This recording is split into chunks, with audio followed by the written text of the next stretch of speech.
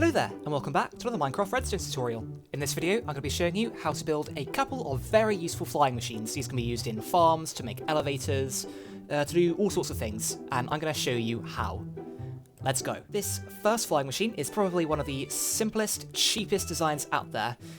Just pay very careful attention to which direction certain components are pointing in. For example, the observers need to both be pointing towards the pistons, and the pistons need to be pointing perpendicular to the observers towards the slime blocks here. You can see that if I power the back observer here, it will travel forwards. Always power the observer that is behind the direction you want to move in, if that makes sense. If I stop this, you can see that if I then power this observer, it will head back in the other direction.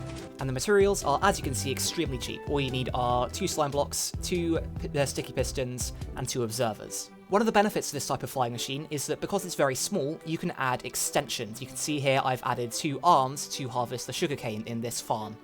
Bear in mind I've used honey blocks here. If you're going to use honey blocks, make sure that the flying machine itself uses honey blocks, which I'll explain in a moment. As you can see here, in most of these flying machines, the slime blocks can be swapped out just as easily for honey blocks, and it still works just fine.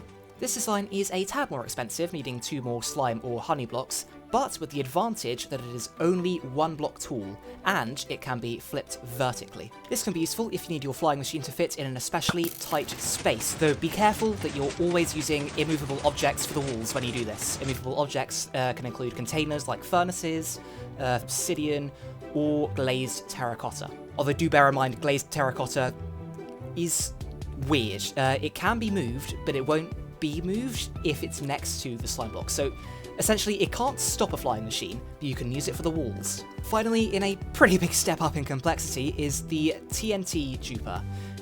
Now, this is especially useful for clearing out large areas if you get large quantities of dupers all flying across an area. But it can also be used in its non-flying machine form, just as a duper, to destroy blocks in farms like tree farms or cobblestone farms. As you can see, if I power this back observer here, travels forwards and blows things up. Oh no, that's... No, we're fine, we're all good.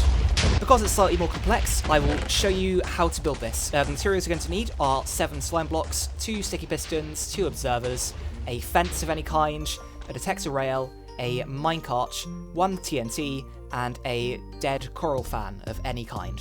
To start off building this farm, you're going to want to build the flying machine right at the start of this video.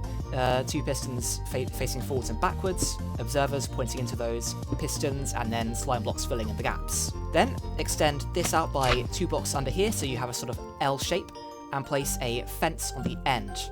Then make another L shape connected to that fence. Then underneath the fence, place in a TNT, and next to the TNT, place in a dead coral fan. Final thing to do is place down a detector rail and your minecart, and then you can update the observer and watch it go. I didn't bring it. No, I can update it with this.